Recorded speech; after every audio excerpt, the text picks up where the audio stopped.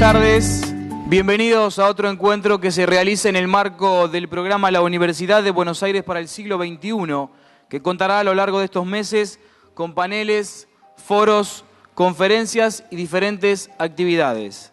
En esta oportunidad asistimos al panel denominado Ciencia y Universidad, que contará con la participación del doctor Alberto Kornblit, profesor titular plenario de la Facultad de Ciencias Exactas y Naturales de la UBA, del doctor Felipe Fusito, profesor consulto de la Facultad de Derecho de la Universidad de Buenos Aires, del doctor Daniel Heyman, profesor titular de la Facultad de Ciencias Económicas de la Universidad de Buenos Aires, y del doctor ingeniero Aníbal Cofone, secretario de Ciencia y Técnica de la Universidad de Buenos Aires. La mesa será coordinada por la profesora Cristina Arranz, decana de la Facultad de Farmacia y Bioquímica de la Universidad de Buenos Aires. Les contamos a los presentes que este encuentro se está transmitiendo en vivo por streaming y puede verse en la plataforma digital programasiglo21.rec.uba.ar. Allí también están disponibles los videos de las actividades que ya se realizaron en el marco de este programa. Bueno, buenas tardes a todos, gracias por venir. Creo que este tema es un tema que interesa especialmente a la universidad y al país y que todos tenemos algo que decir, todos tenemos algo que consideramos que hay que cambiar y todos tenemos algo que consideramos que hay que festejar de lo que tenemos en ciencia y técnica.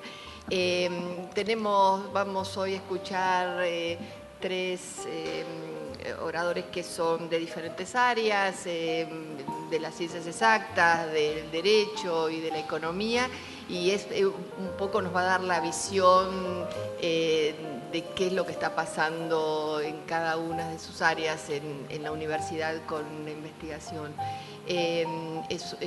Además nos acompaña el secretario de Ciencia y Técnica de la universidad, que creo que es la persona que de alguna manera hoy tiene la visión global de qué es lo que está pasando en la universidad con la ciencia y la técnica y cómo esta universidad se está adaptando a lo que está pasando en el país en este tema de ciencia y técnica. Para mí es un gusto que me hayan invitado a coordinar y voy a dejar que, no voy a seguir hablando, voy a dejar que hablen los que hoy están invitados y en primer término voy a invitar al doctor Aníbal Cofone a que nos inicie esta mesa con algunas palabras. Bien, buenas tardes. Muchas gracias, es un gusto estar acá. Un poco le dedico un minuto a presentar este programa, la necesidad que la Universidad de Buenos Aires revise frecuentemente sus actividades y se ponga a tiro de los tiempos. Es un poco el que generó, por una iniciativa del rector, este ciclo de conferencias y actividades paralelas. Esta sería la quinta conferencia ya de este grupo. El tema de ciencia y universidad me toca en lo personal, porque soy un poco el secretario de quien dependen estos temas. En estos 6 meses, porque ya llevamos 6 meses en la gestión, podría decir que viniendo de la ingeniería como vengo, no todos los temas me quedaban tan cerca, pero estamos empezando a entender la necesidad de priorizar y de tomar temas centrales, y lo que estamos viendo en línea con esta revisión que planteó el rector del Consejo Superior de la Estrategia Integral de la Universidad, es que hay algunos frentes que los vemos como muy importantes y solo los enumero, solo para contarles.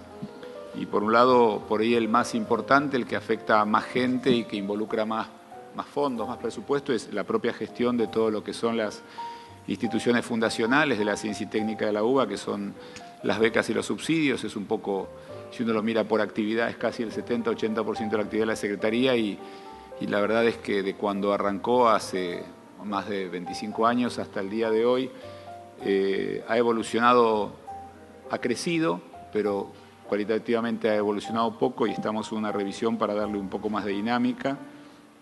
Por otro lado, algo que pasa hoy que no pasaba hace unos años, pero hoy es totalmente obvio e imprescindible de ser visto así, es que las actividades se han vuelto todas absolutamente interdisciplinarias, multidisciplinarias, transdisciplinarias, como las queramos ver, y no hay problemas de una disciplina, no hay problemas que se resuelvan con un área de conocimiento. Y bueno, la mesa esta, que es un buen paneo de las actividades que hace la UBA, que es una universidad muy extendida en todo lo que son las disciplinas.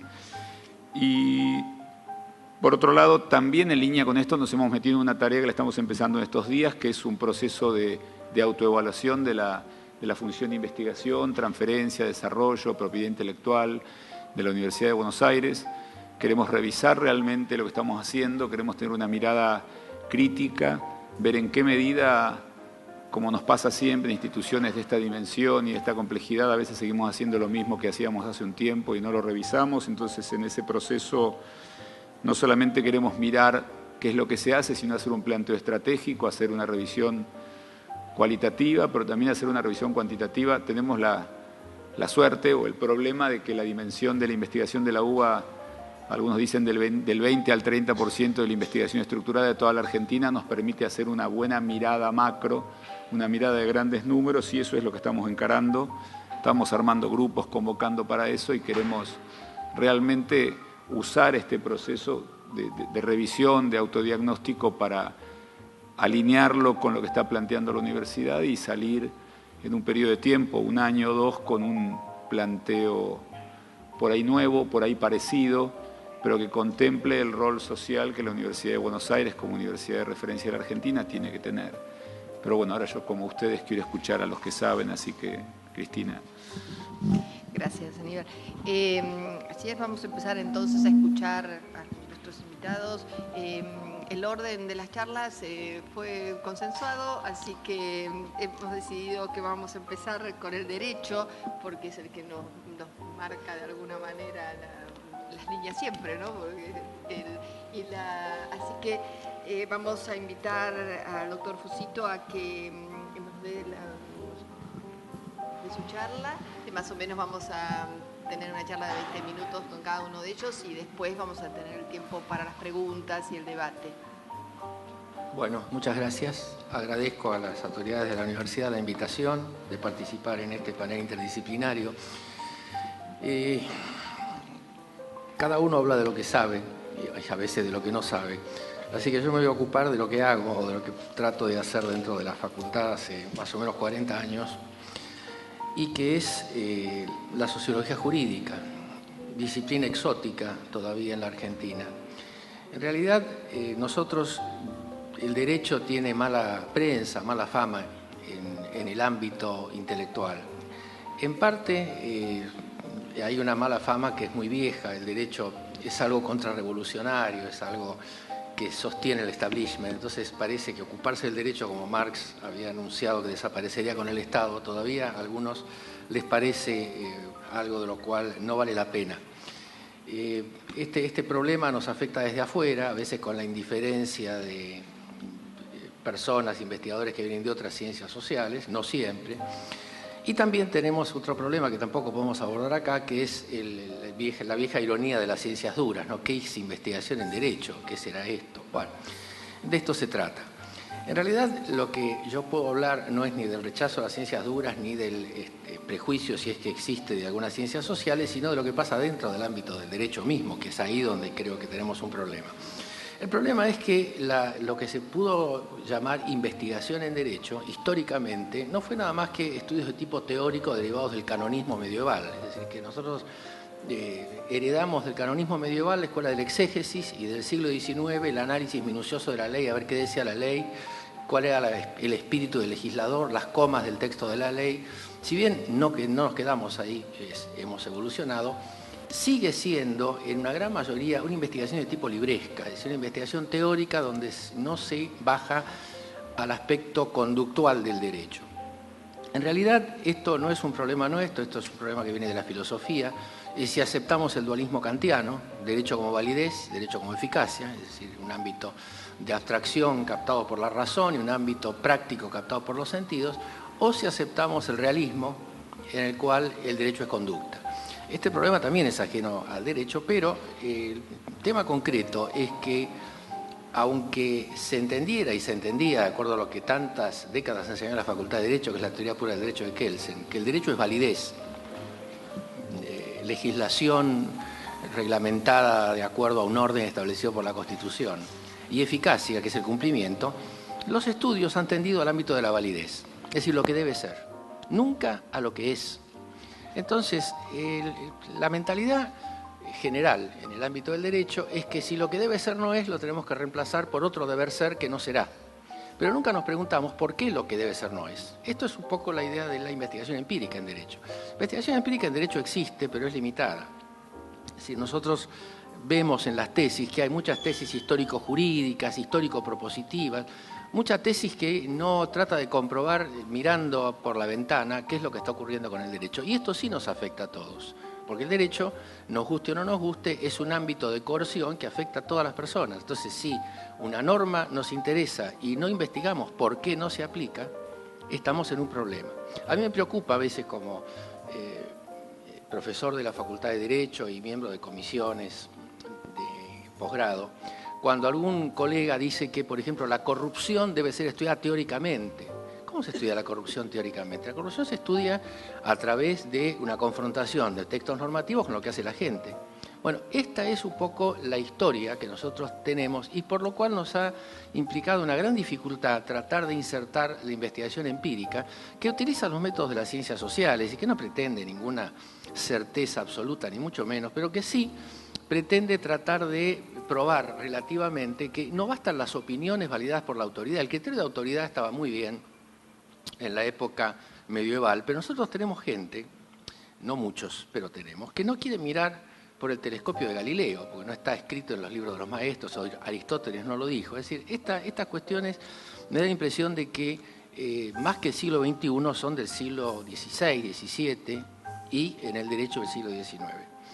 Entonces, cuando nosotros estudiamos esto, nos encontramos también con alguna resistencia vinculado a este desprecio del estudio del derecho como conducta. El derecho como conducta tiene una tradición norteamericana, una tradición anglosajona, en el realismo jurídico norteamericano. Y no falta alguno que considera que si es norteamericano es malo, debe ser imperialista, y no ve que cuando uno observa el derecho como conducta, llega directamente a la aprehensión de lo que la gente hace con eso que llama derecho, y no de la teorización sobre el derecho. Nosotros como alumnos en la década del 60 estudiamos las naturalezas jurídicas de no sé cuántas cosas, las esencias de no sé qué instituciones, que son cuestiones francamente medievales. Yo nunca supe que era la naturaleza jurídica de nada y la esencia de nada. Yo veía que se entendía concretamente por un hecho o una definición dada socialmente respecto de una institución. No sé qué es la esencia. Bueno, el estudio de las esencias todavía sigue. Yo veo en libros que tratan sobre cómo deben hacer tesis los graduados de Derecho o investigaciones, los becarios de investigación, y hablan de las esencias. ¿Qué esencias? Bueno, este es un problema que nosotros tenemos, por los cuales creo que todavía se sigue cumpliendo aquel viejo principio que indicaba Rudolf von Jhering sobre el cielo de los conceptos en los cuales divagaban los juristas, que nunca se caían del cielo porque siempre buscaban alguna nueva alternativa para mantenerse flotando en el espacio sin jamás mirar por la ventana. La idea de Jhering, esa excelente imagen de jurisprudencia en broma y en serio, era el jurista que se dormía leyendo un tratado de derecho romano a la luz de la lámpara, creyendo realmente que la lámpara era la luz del sol, porque nunca había mirado por la ventana. Bueno, a mí me parece, y a un gran grupo de colegas de la facultad, que el derecho hay que mirarlo por la ventana, es decir, hay que mirar qué pasa en la calle. Y esto es lo que nosotros no tendemos. Ahora, en esto hay una paradoja, y es la siguiente. Los profesores que sostienen estas posiciones absolutamente abstractas del derecho y que jamás bajan a un punto de realidad, no son investigadores exclusivos en derecho, sino que son prácticos del derecho, o son jueces o son abogados en ejercicio. Es decir, ellos viven de la práctica del derecho, pero cuando llegan a la cátedra universitaria teorizan. Es decir, no llevan la práctica, lo que les pasa a ellos todos los días, a los alumnos, a los futuros colegas, sino que teorizan lo más abstracto que pueden, y cuanto más compleja es la abstracción, mejor es. En esto recién recordábamos con los colegas, exactamente en una conferencia de Mario Bunge, una frase de Bunge que es cierto, es decir, las cosas hay que decirlas con claridad.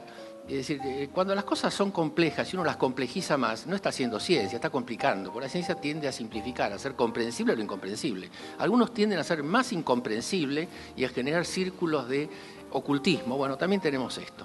A mí no me convence especialmente, creo que las cosas deben ser dichas con claridad, y si el derecho tiene un lenguaje técnico como cualquier otra disciplina, este tecnicismo no significa ocultismo, que en algunos casos se practican. Entonces, Nosotros entendemos que para estudiar, investigar el derecho, hay que entender las relaciones que el derecho normativamente considerado tiene con otras fuentes normativas, por ejemplo, la costumbre. Cuando alguien dice existe corrupción, bueno, es antijurídico, bueno, de acuerdo, ¿y cómo sigue esto? Y esto sigue con una sanción, bueno, pero la sanción no existe, ¿cómo sigue? Bueno, sigue tratando de comprender o de explicar, que en definitiva es el fundamento, uno de los objetivos de la ciencia, ¿por qué pasa esto? Bueno, ahí podemos entender que hay costumbres contra la ley que pueden ser más fuertes que la ley. Por lo tanto, si una práctica corrupta se extiende en el tiempo, se extiende en el espacio y nadie la sanciona, bueno, es que tenemos que estudiar cuáles son las causas normativas que la mantienen. Porque una ley no se sustenta sola, la ley no es un código arriba de una mesa, la ley es un instrumento en manos de personas. Bueno, hay otros instrumentos. La costumbre es un instrumento, como fue la religión, como lo es la ética, y estas son normas que pueden prevalecer sobre el derecho. Entonces, nuestra función, en todo caso, en la investigación en derecho, es tratar de explicar y predecir las cuestiones, no sancionar exclusivamente. Pareciera que el objetivo del derecho es poner sanciones al incumplimiento. No nos preocupamos de ver qué pasa cuando esas sanciones no existen y no existen por mucho tiempo, cuando ese derecho queda derogado. Puedo tomar temas elementales como las normas de tránsito, por ejemplo, seguimos sancionando normas de tránsito y si una norma no anda ponemos otra y nos preocupamos por saber por qué existe una indisciplina absoluta en materia de tránsito en la Argentina. Bueno, tratemos de explicar esto y no insistamos en el derecho porque la costumbre, la educación, la forma de vivir es mucho más importante que el derecho. Los únicos que ven derecho por todos lados son los juristas. En la vida cotidiana el derecho no es tan relevante como los juristas creen que es. El derecho es relevante a veces en las cuestiones procesalistas, las cuestiones administrativas que se juegan en los tribunales y que a veces son artificiosas, porque estas viejas máximas que lo que no está en el expediente no está en la vida, a veces nos hace olvidar que la vida pasa afuera del expediente y a veces el expediente es una construcción donde la vida no aparece. Sumémosle a esto una gran tradición de procedimientos escritos, de jueces ausentes porque leen escritos, de jueces que son testigos de los testigos porque leen a veces declaraciones que han tomado empleados y vamos a ver cómo la abstracción del derecho también está en la práctica que yo acabo de mencionar como una fuente de enriquecimiento que a veces no se da. Un punto sobre la carrera de investigador en esta área. ¿Cómo debería ser la carrera de investigador? Bueno, la carrera de investigador, nuestros becarios de investigación que los tenemos, muchas veces además de haber cortado su carrera sin saber por qué, porque hay un punto que no se sabe a veces cómo sigue, debería tener una buena parte de práctica profesional. Es decir, esto debería cumplir la vieja idea de Carlos Cosio. Carlos Cosio decía que un abogado, un jurista, se formaba la mitad del tiempo en la facultad y la mitad del tiempo en una secretaría de un tribunal, porque es una práctica y además también es un arte. Bueno, nuestros becarios, más que dedicarse full time a la investigación libresca, deberían dedicarse una buena parte a ver y a practicar el derecho. El derecho es una práctica social y deberían practicarlo. Esto tampoco lo tenemos. Tenemos mucha gente que investiga en derecho, investiga teóricamente en derecho y se va formando desde el momento que se recibe en una investigación teórica. En ningún momento se los convoca o se los llama a ver qué es lo que está pasando en el tribunal, en la mediación, en la situación de solución o de conflicto social. Esto es fundamental para poder entender el derecho. No se puede entender el derecho leyendo un libro. Ese es el derecho de los libros, no es el derecho de la acción, como decían los norteamericanos, los denostados norteamericanos. El derecho en la acción hay que verlo en la calle. Entonces, si uno no ve el derecho en la calle, no entiende el derecho. Tiene una virginidad absoluta en el derecho, que es un alumno sobresaliente de textos jurídicos que haya repetido memorísticamente el derecho. En la última investigación que hice del estudiante de Derecho, entrevisté con extensión a 50 estudiantes de Derecho a punto de recibirse. Me encontré que la mayoría sostiene que se siguen preguntando de memoria los códigos y se sigue preguntando de memoria lo que los juristas dicen, es decir, las palabras exactas del maestro fulano. Es decir, se estudia como los cánones medievales. ¿Qué importancia tiene esto? Tiene importancia pues el criterio de autoridad. Entonces los alumnos dicen, vale más la memoria que la inteligencia, vale más la memoria que la experiencia. Bueno, sí, esto es lo que dicen ahora. Lamentablemente no es algo que se pueda resolver de afuera, es algo de la misma cultura interna del derecho y tiene una larguísima tradición, la misma tradición de Max Weber en Alemania, que sostenía estos puntos contrarios a lo que yo sostengo, una tradición en la cual algunos profesores sostuvieron en la Argentina, como Cueto Rúa, por ejemplo, Julio César Cueto Rúa sostenía esta misma tradición, muy respetado, pero nadie le hacía caso, es decir, el profesor puede ser muy respetado, yo nunca me sentí mal en la Facultad de Derecho, pero lo que yo digo me escuchan, pero la investigación sigue igual y la teoría sigue absolutamente igual. Y cuando uno quiere investigar empíricamente, tiene su espacio, tenemos investigadores empíricos en el Instituto Gioja de la facultad, pero también escuchamos mucha teoría. Yo muchas veces escucho hablar de temas que hay que salir a la calle a mirar y que no se sale a la calle a mirar. Se va a buscar a los libros o a los tratados internacionales. Hace muy poco en una reunión, y con esto termino, escuchaba hablar de qué pasó en 20 años en derecho en el país. Escuché hablar de la Constitución del 94, de leyes importantes, tratados incorporados, etcétera, etcétera, y pregunté, bueno, ¿y qué cambió? ¿Qué cambió en el país, en la práctica del país? ¿Todas estas leyes implicaron cambios concretos? ¿Hay cambios? ¿Cuáles son los cambios reales? No cuáles son las leyes nuevas, las constituciones nuevas. ¿Cuáles son los cambios concretos que trajeron estas leyes? ¿Dónde está el cambio? En la práctica social, no en la ley. Bueno, estos son los problemas que tenemos y, como ven, no son problemas nuevos. También a veces nos encontramos con que nos dicen que practicamos disciplinas menores frente a las grandes disciplinas mayores como el derecho civil, etc. En realidad nos ocupamos de todo. Lo que pasa es que los miramos de otro punto de vista. Pero tenemos esta displicente actitud que en definitiva encubre algo. Este trabajo que uno trata de hacer es muy difícil. Hacer investigación en derecho es muy difícil. Hay que conocer algo de metodología de investigación, algo bastante. Hay que conocer ciencias sociales además de derecho y conocer derecho. Es mucho más fácil hacer con 4 tratados, buscar las opiniones de 4 tratadistas, escribirlas, poner la 5ª opinión y hacer el nuevo tratado. Bueno, muchos tratados de derecho son estos, 4 opiniones más la 5ª opinión. No quiero despreciar el valor de la teoría, pero bueno sería que el jurista, además de todo esto, dijera, y además, en la calle está pasando tal cosa. Me parecería más enriquecedor. Bueno, muchas gracias por escucharme.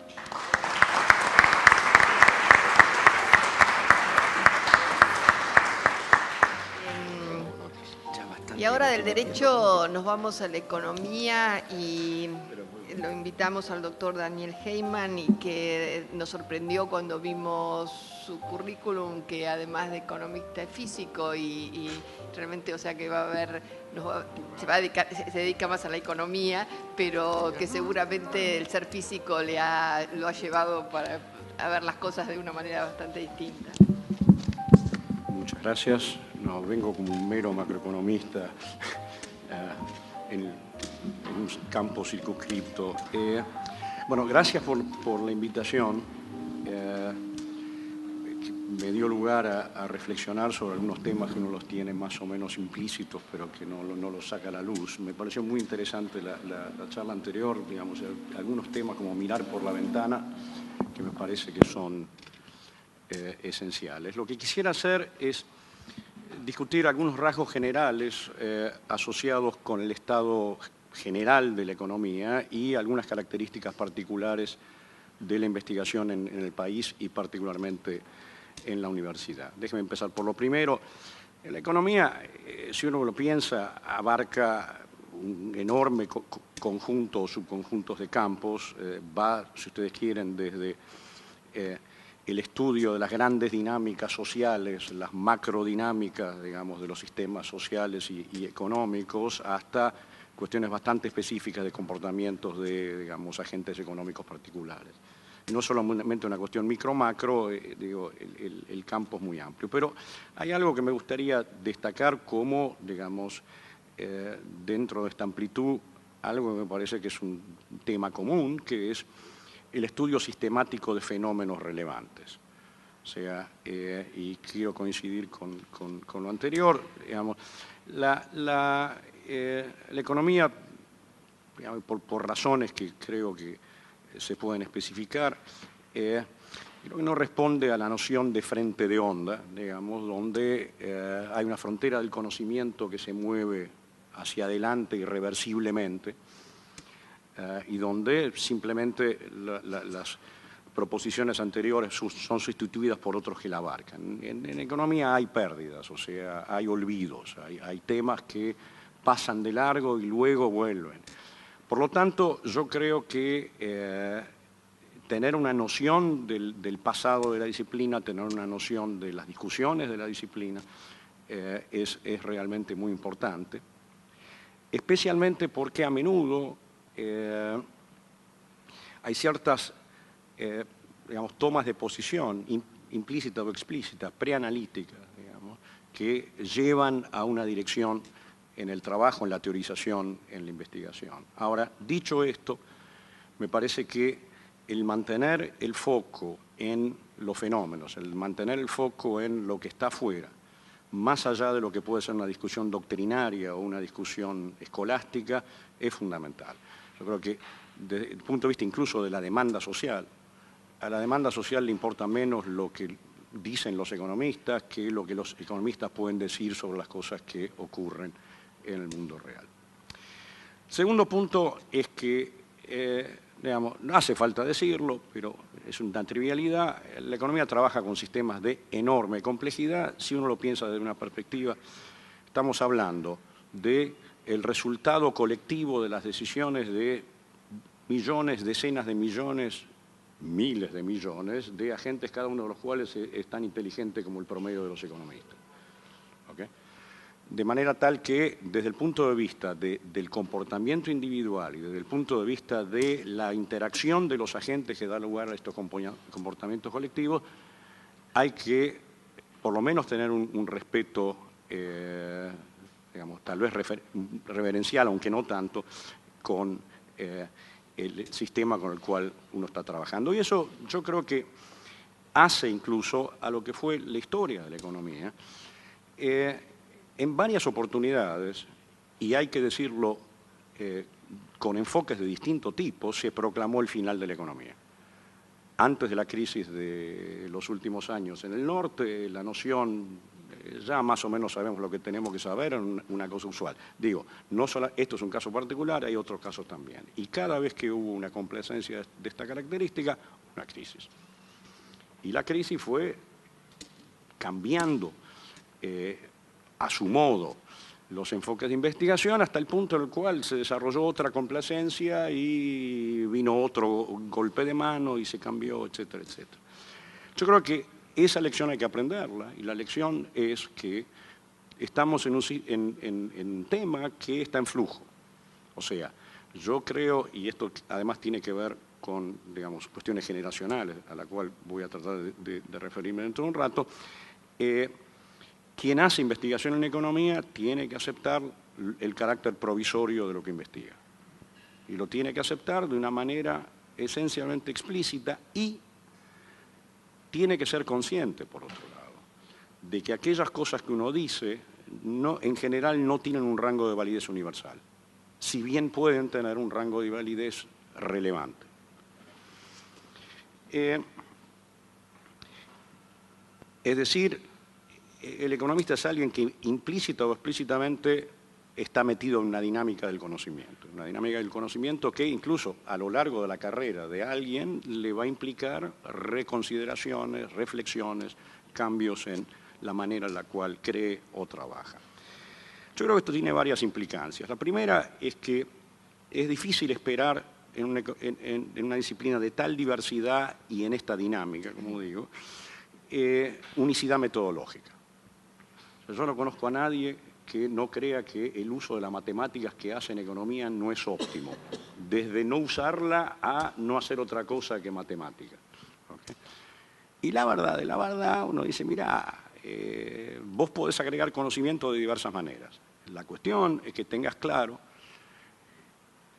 cuál es el contexto en el cual las cosas que vos agregás tienen sentido y en qué contexto vos tenés que recurrir a aproximaciones que tienen otra metodología que no es la tuya.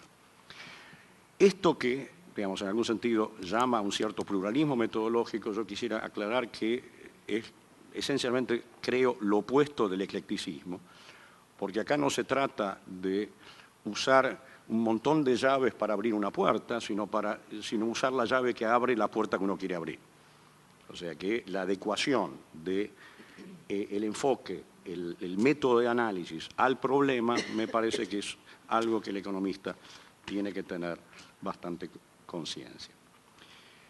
La economía está metida en un contexto, hablando de interdisciplina, entre paréntesis, buena parte de lo que tengo para decir tiene vinculación con el experimento que estamos haciendo en un proyecto que han encarado la universidad y el CONICET reciente, que es el Instituto Interdisciplinario de Economía Política, donde un poquito algunos de estos temas surgen. Un economista que no sabe historia no tiene gollete. Por lo menos, si un economista no sabe historia, tiene que haber otro al lado que sí lo sepa. Si un economista no sabe dividir, por no decir derivar, bueno, pero tiene que haber alguien cerca que sepa. ¿Okay? Un economista que no se habla con los sociólogos, y puede ser, pero tiene que haber alguien que sí lo haga. Con politólogos no les quepa la menor duda. Tal vez con físicos también. ¿Okay? Entre paréntesis, yo creo que, por ejemplo, el análisis de sistemas complejos es una avenida muy, muy, muy interesante, no para ahora, pero para el futuro. O sea que la economía está en una especie de intersección de muchas formas distintas de conocimiento. Digamos. Y obviamente uno tiene lo suyo y uno hace la cosa que hace, pero el tener una cierta actitud general, digamos, y estar abierto al diálogo, en todo caso, con cultores de otras disciplinas es importante. O sea, el objetivo, digámoslo así, es combinar rigor analítico, porque, digamos, la interdisciplina no quiere decir que se deba abandonar, digamos, la exigencia de rigor analítico, pero al mismo tiempo una actitud abierta. La impresión que yo tengo es que las fronteras interdisciplinarias a la larga van a tender a disiparse. Hay evidencia que esto no va a pasar dentro de poco, pero, digamos, uno tiene que tener la idea en la cabeza. Una de las cosas que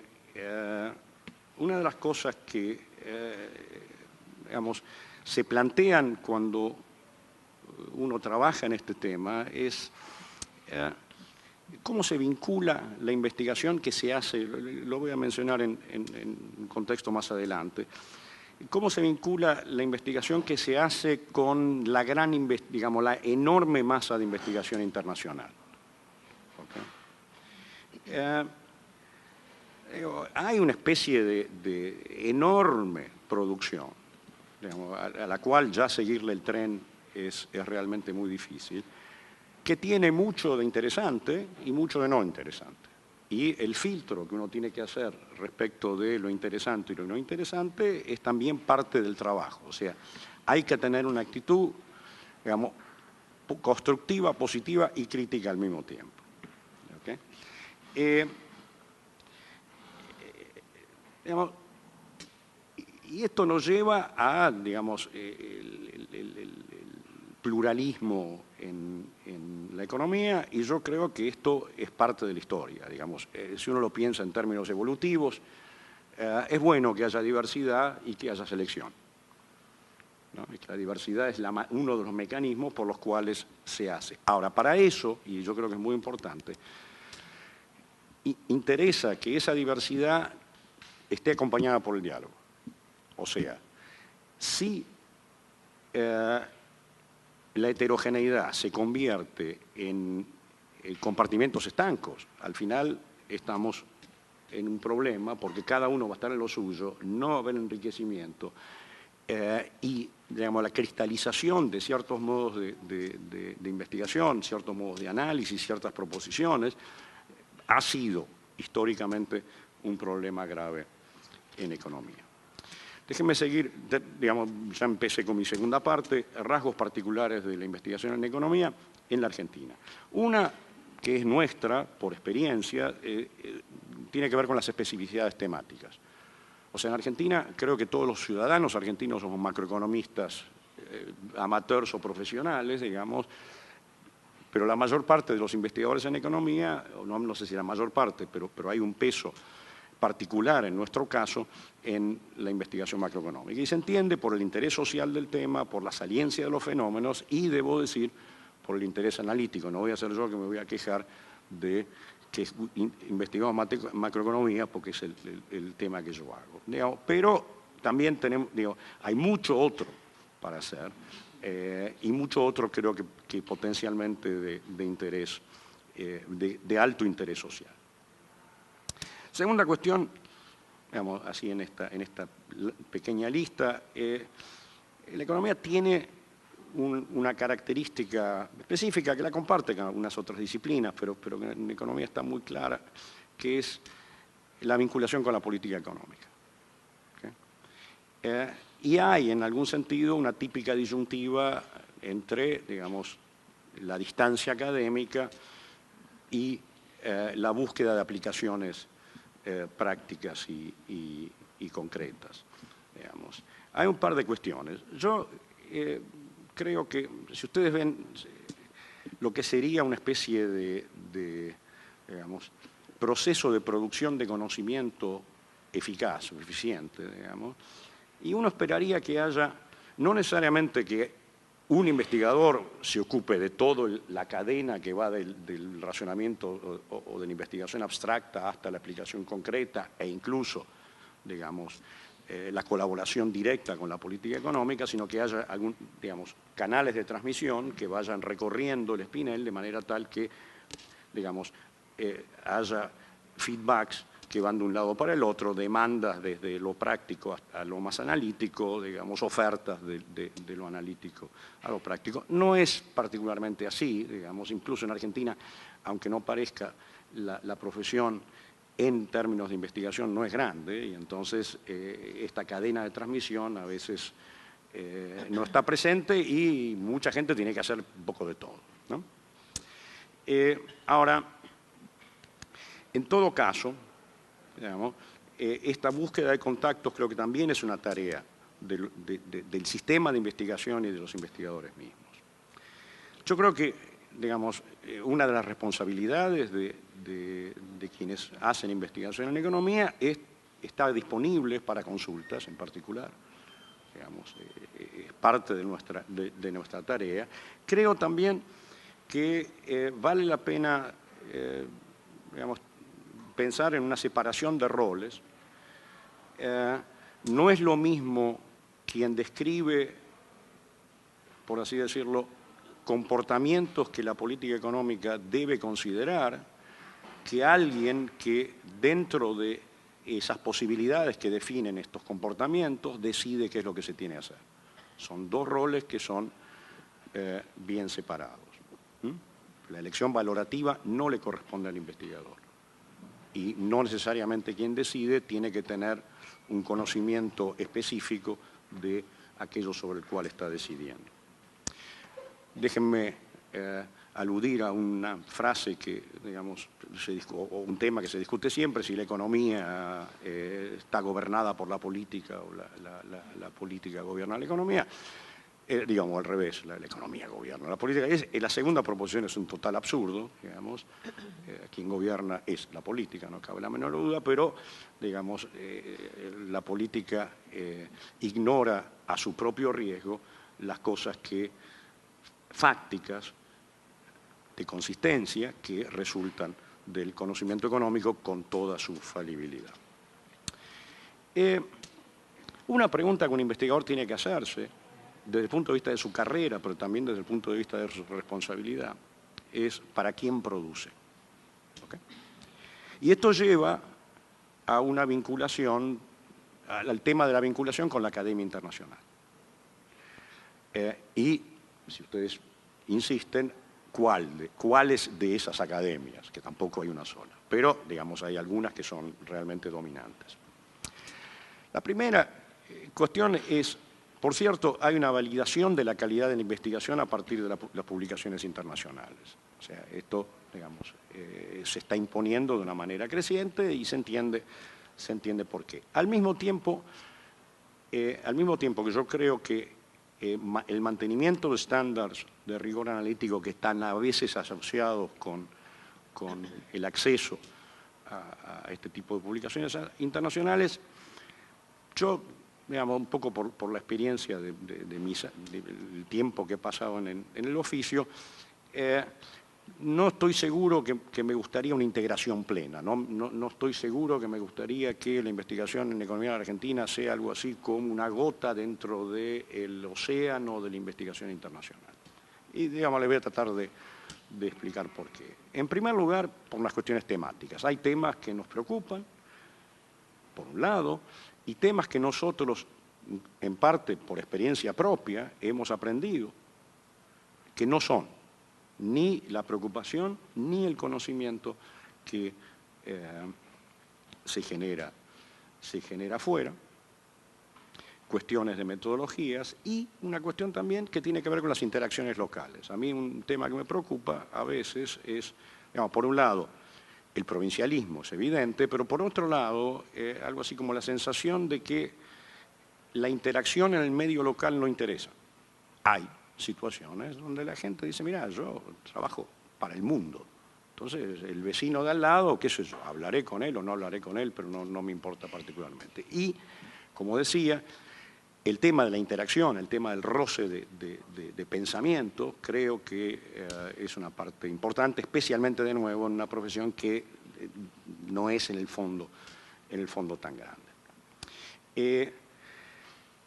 Y, digamos, el tema de las especificidades, no existe una economía argentina que sea absolutamente ortogonal a lo que se investiga en otro lado, pero sí hay rasgos en particular de una economía como la Argentina, que son específicos y que nadie lo va a investigar si no somos nosotros.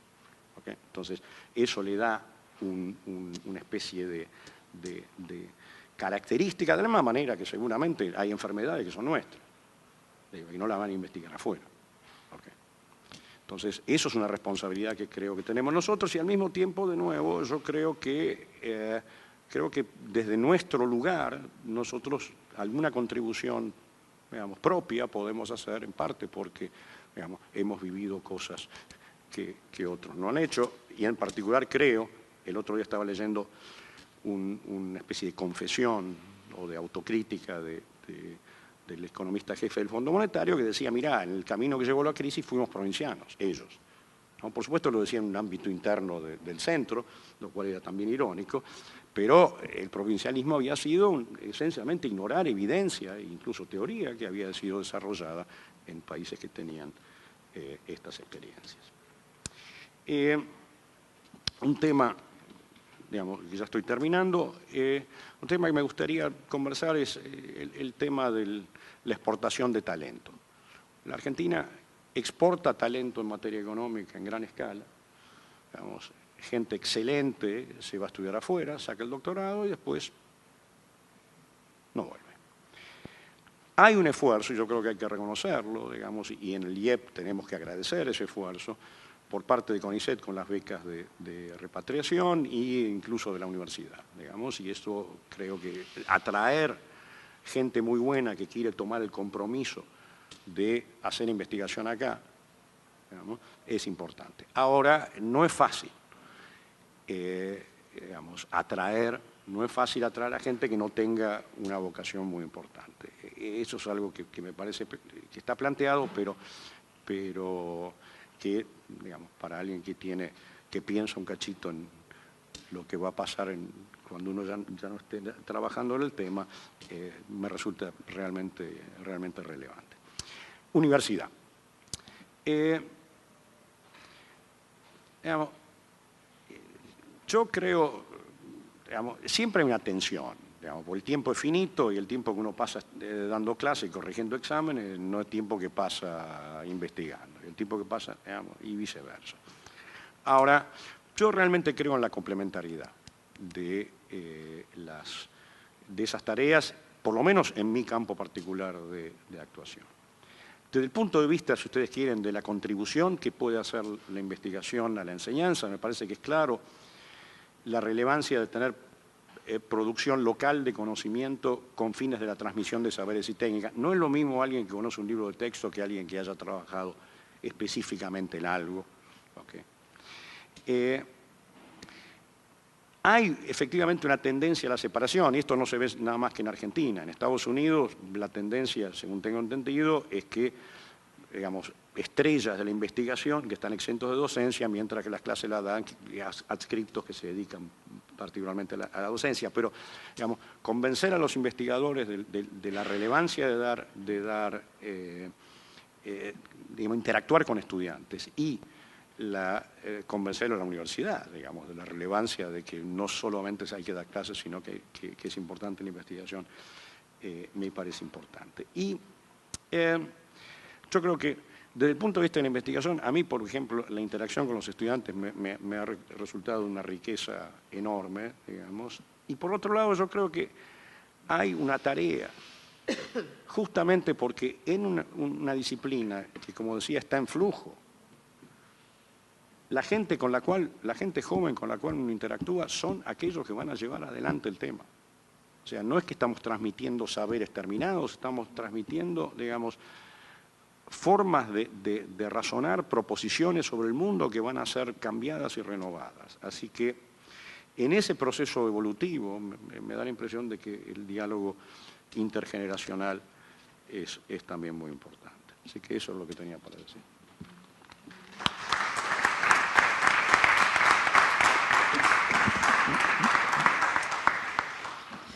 Muchas gracias, muy interesante. Y ahora vamos a nuestro último orador, antes del debate, que es el doctor Alberto Conrit, que ahora sí nos vamos a otro tipo de ciencias. Bueno, buenas tardes a todos. Quiero agradecer a las autoridades de la universidad que me invitaron para participar de esta mesa, a la decana, secretario, hay decanos también en la audiencia. En realidad yo no voy a hablar de mi disciplina, ni siquiera de las ciencias exactas, entre comillas, porque la idea que tenía era hablar un poco de mi visión sobre problemas de política científica universitaria en general. Y por eso le puse un título a la intervención que era ¿hay universidad sin investigación? Y bueno, es una pregunta retórica, evidentemente. No puede haber universidad sin investigación porque la universidad el concepto de universidad está íntimamente, indisolublemente ligado a la generación de conocimiento.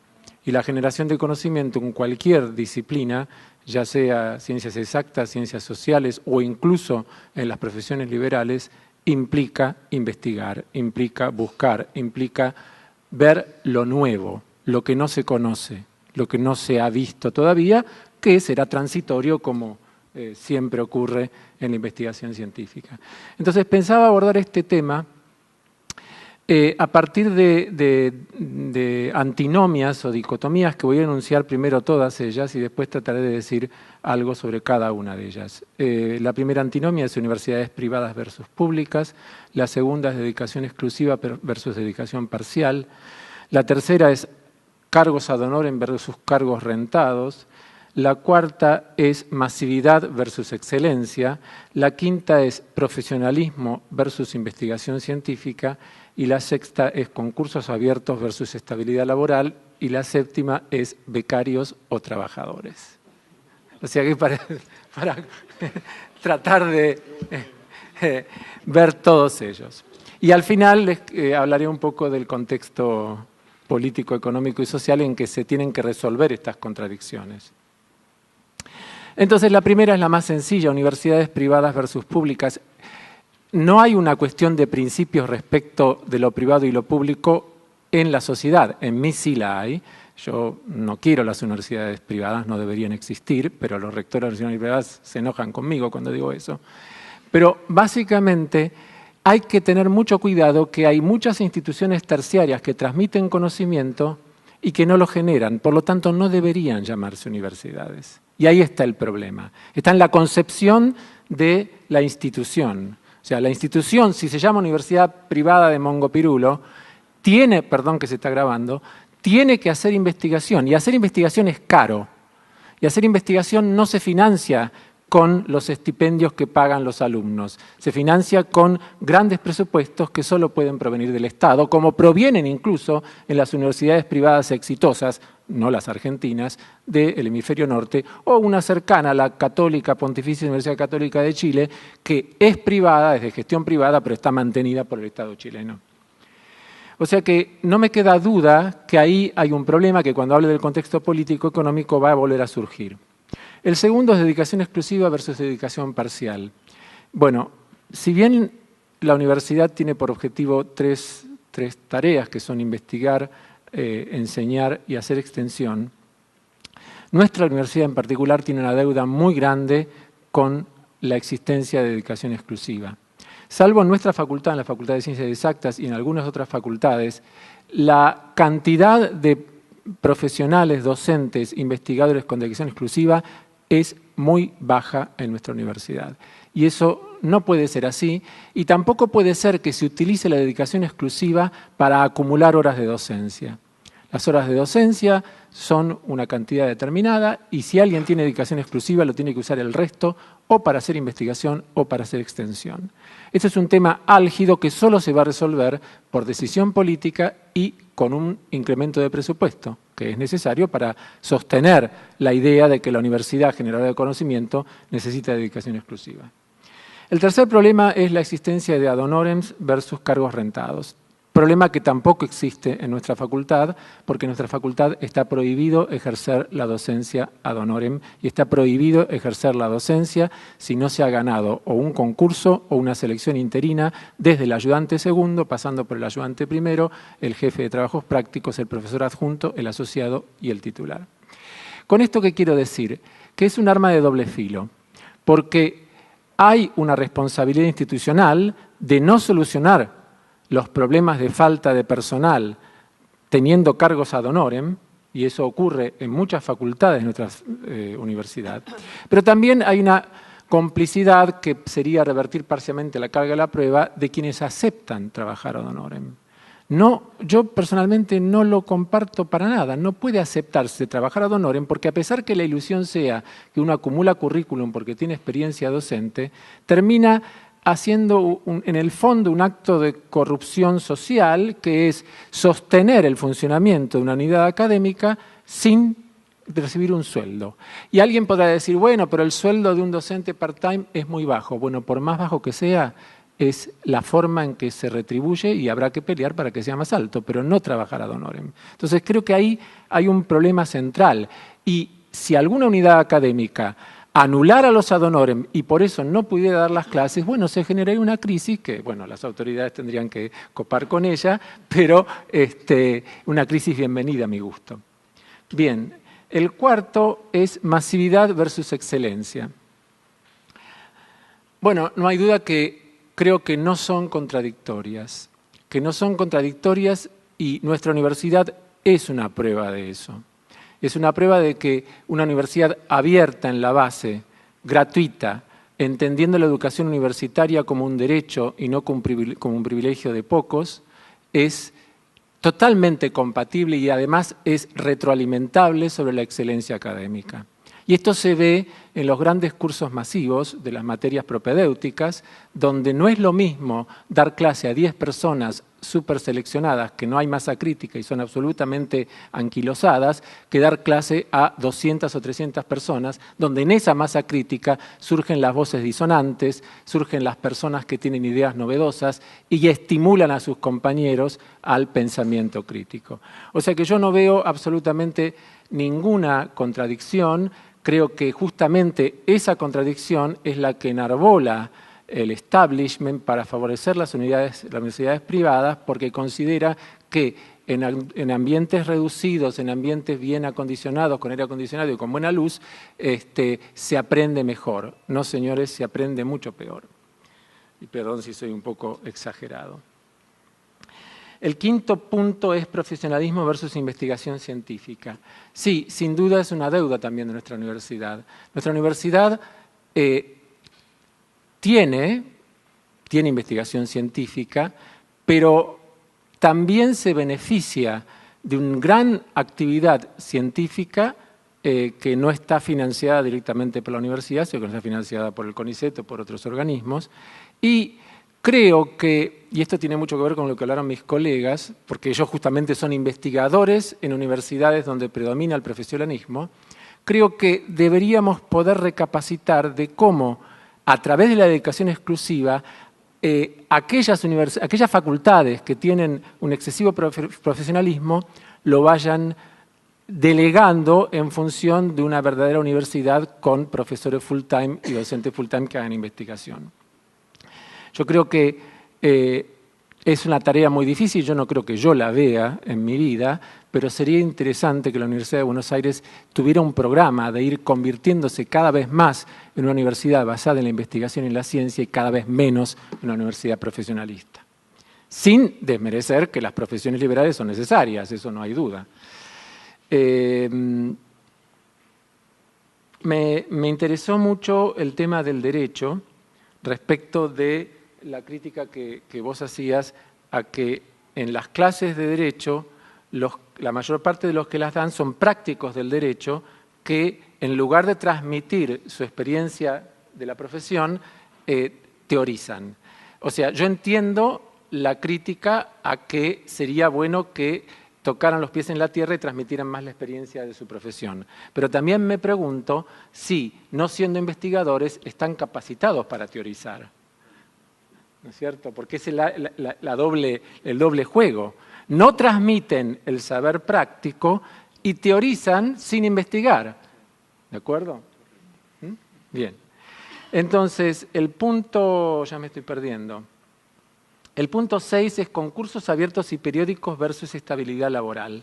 Este es un punto conflictivo, que es conflictivo con las gremiales docentes, obviamente, porque es cierto que después de ganar 2 o 3 concursos, el profesional llega a el docente con investigación parcial o con dedicación parcial o exclusiva, llega a un punto en el cual dice, bueno, ¿por qué tengo que volver a concursar? ¿Por qué no puedo tener estabilidad laboral? Etcétera, etcétera. Para mí sigue siendo una ventana importante y abierta los concursos periódicos y abiertos. Y yo creo que si los concursos periódicos y abiertos dan el peso suficiente a la tarea docente ya realizada, que es lo que generalmente ocurre, los riesgos de perder el cargo por concurso porque se presente alguien nuevo que no tiene antecedentes docentes, pero que sea mejor en investigación, son relativos. O sea, es cierto que los concursos abiertos y periódicos han cumplido un papel importantísimo en la vuelta a la democracia en nuestra universidad, y hay facultades de nuestra universidad donde todavía hay bastante retraso en eso. Pero también creo que con un buen reconocimiento a la tarea ya realizada, no hay peligro que a través de concursos periódicos y abiertos se pueda continuar con la tarea que se viene realizando. El tema becarios versus trabajadores, porque esto es un tema candente, acá hay becarios que supongo que van a querer hablar después de las intervenciones. No hay duda que hay un problema coyuntural que tiene que ver con los estipendios dignos y que ese problema tiene que ser solucionado. O sea, no es posible que los becarios que son pagados por la universidad ganen menos que los becarios que son pagados por el CONICET. En otras épocas, y hoy lo recordábamos con el secretario, no había este problema porque los becarios UBA ganaban más que los becarios del CONICET. Entonces, siempre quedaba un plus en el cual, en todo caso, había que ir a protestar al CONICET, no a la UBA. Pero ahora se ha producido una situación inversa, y esto yo creo que el ingeniero Cofone algo va a decir al respecto de los incisos presupuestarios que intervienen. Pero hay otros problemas. Está el problema, por supuesto, yo considero que los becarios tienen que tener derecho a licencia por maternidad y por enfermedad y tienen que tener asistencia médica incluida en la beca. Ahora, sobre el tema de ser trabajadores, acá hay un problema, si se quiere, epistemológico, y es el siguiente: el becario de doctorado es un estudiante de doctorado. Y si realmente trabaja en un lugar, sea laboratorio, taller, oficina o centro de investigación, donde su director, en lugar de darle consejos para enseñarle y que aprenda, lo usa como un empleado y se hace llamar jefe, señores, no pretendan ser trabajadores. Váyanse de ese lugar y díganle a ese señor que no es su jefe, que es un director de beca, y un director de beca tiene que formar, tiene que enseñar, tiene que entrenar para luego pasar a la etapa profesional de ser investigador o salir a otro lado. Entonces, acá, insisto, hay un problema. Yo no desmerezco la lucha de los becarios, todo lo contrario, me solidarizo, pero creo que hay una cierta equivocación respecto de a dónde apuntar los dardos, porque el sistema tanto universitario como del CONICET, está lamentablemente plagado de individuos que consideran que el becario es un esclavo que debe trabajar para ellos. Entonces ahí está el problema fundamental, no en defender ser un trabajador con derechos, sino en apelar a la relación correcta entre que el director de tesis no es un jefe y el becario no es un empleado. El becario es un becario que ganó su beca por la universidad o por el CONICET y que tiene derecho a exigir de quien lo orienta a que lo oriente y no que le mande a hacer las cosas que se le ocurren. Ya termino. El contexto político, económico y social. Miren, voy a referirme hace muy poquito una entrevista que me hicieron para la revista El Plan Fénix. Las preguntas las hizo Adriana Puigros, una persona que me merece muchísimo respeto. Y, perdón, pensé que iba un comentario. Hay dos preguntas que me gustaría contestar tal cual las contesté en ese reportaje porque me parece que hacen a lo que estuvimos hablando. La primera pregunta era, ¿cuáles son los principales obstáculos para la investigación científica universitaria en el capitalismo neoliberal? Entonces yo contesté, no conozco la investigación científica en otro sistema que no sea el capitalista. No obstante, hay diferencias fundamentales entre el capitalismo a secas y el neoconservadurismo fundamentalista de mercado, conocido como capitalismo neoliberal, al cual se refiere la pregunta.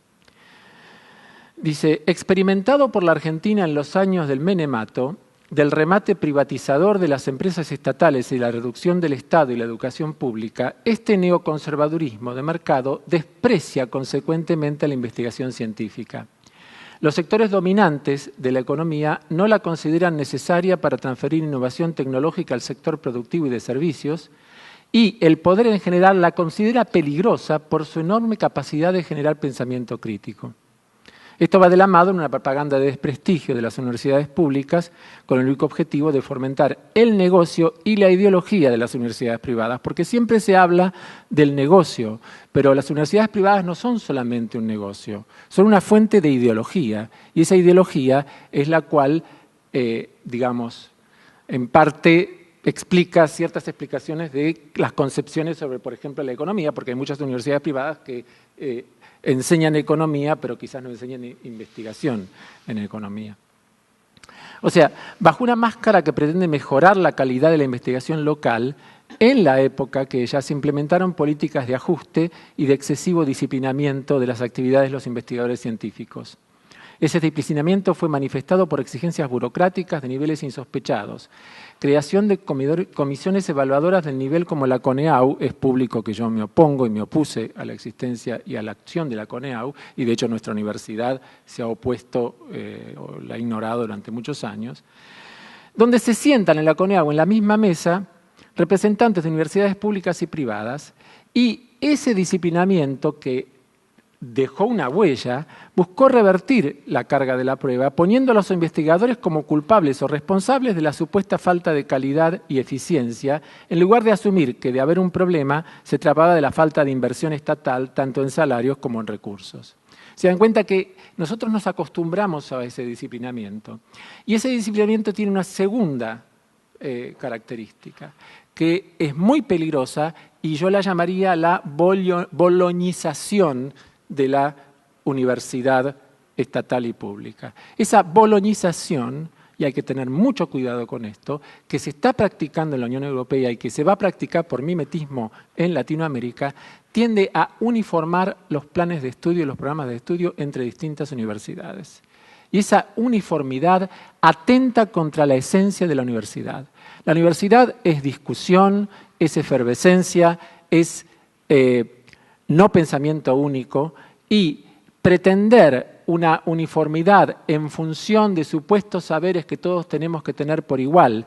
Puede ser que en carreras más profesionalistas, evidentemente, ser médico, ser ingeniero o ser arquitecto requiera ciertos saberes mínimos, pero de ninguna manera uniformar, porque en la biología está muy bien que en la Facultad de Ciencias Exactas de la UBA haya experiencia en ecología y en biología molecular y que de repente en taxonomía y en sistemática la de Ciencias Naturales de La Plata sea más fuerte. O sea, no hay duda que esa boloñización va a ir en detrimento y en favor del mercado. Última pregunta. Dice, ¿es posible evadir las reglas del mercado y el predominio de la tecnocracia en la investigación universitaria? La respuesta es sí. Es posible si se valora el poder transformador de la investigación básica y no se relega la actividad de investigación al mandato de aplicación o transferencia. Reducir la actividad de investigación a la transferencia tecnológica sería tan grave como ignorar la necesidad de transferencia tecnológica. Son dos cosas paralelas que pueden converger, pero que necesitan vida propia independiente. Y en este sentido, la Argentina tiene una ventaja comparativa respecto de otros países latinoamericanos en la investigación básica y puede llevar investigación básica de primer nivel. Ha habido una mejora en toda la Argentina en la producción de investigación básica en varias disciplinas a nivel internacional y que no esté sujeta a reglas del mercado. Por eso también el colega mencionó para quién hacer ciencia, y yo coincido con que esa es la pregunta clave. La pregunta clave no es tanto ciencia para qué, sino ciencia para quién. ¿A quién se sirve con la investigación científica? En realidad, se sabe que fomentando la ciencia básica hay un 10% estimado internacionalmente que resulta en posibilidad de transferencia tecnológica. Pero ese 10% no surge de que todo el mundo se dedique a hacer investigación aplicada, sino surge de fortalecer la ciencia básica. Evidentemente la investigación tiene un valor cultural que incluye la formación de nuevas generaciones, estudiantes y científicos, y que no es simplemente la mera transmisión de conocimientos, y que también, y termino con esto, la investigación en la universidad estatal pública incluye la ayuda a crear una opinión pública informada. Somos los científicos los que podemos ayudar a entender y explicar con cierto rigor y fundamentación a que se reemplacen explicaciones chantas, explicaciones no fundamentadas, a los problemas de interés de toda la sociedad, como el calentamiento global, la minería a cielo abierto, los organismos genéticamente modificados, la fecundación asistida, el estatus del embrión, la identidad familiar de las víctimas de la dictadura, las enfermedades, la alimentación, el aprovechamiento de la energía, y bueno, podría seguir nombrando. Y ahí terminé con un poquito de sesgo hacia las disciplinas que yo conozco un poco más. Muchas gracias.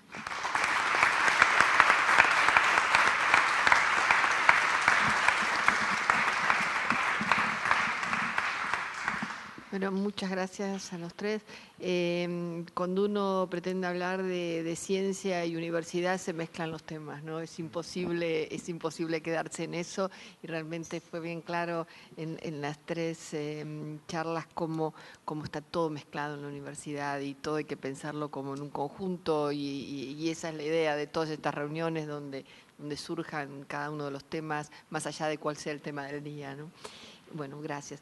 Ahora vamos a abrir el debate, o sea que quien quiera tomar la palabra. Sí.